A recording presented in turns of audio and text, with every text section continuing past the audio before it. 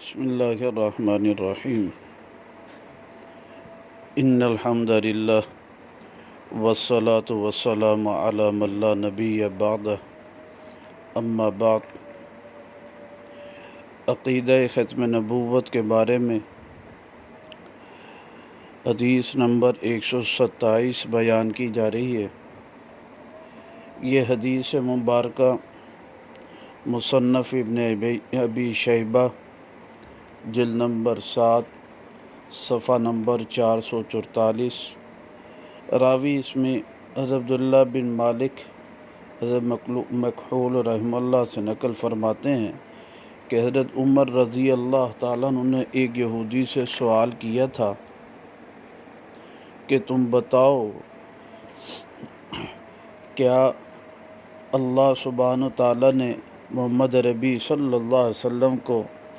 انسانوں پر چنا نہیں ہے؟ تو یہودی نے جواب میں کہا تھا مصطفی اللہ محمد علی البشر۔ حضرت عمر رضی اللہ تعالیٰ نے جب یہ بات سنی تو آپ نے اسے تھپڑ مارا تھا۔ اس کے بعد طویل حدیث مبارکہ ہے، آخر میں آتا ہے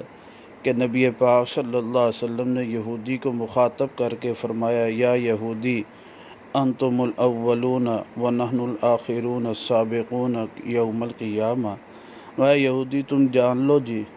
کہ تم سب سے پہلے آنے والے ہو اور ہم آخر میں آنے والے ہیں، لیکن قیامت کے دن تم سب پر سبقت لے جانے والے ہوں گے، سب سے آگے ہوں گے۔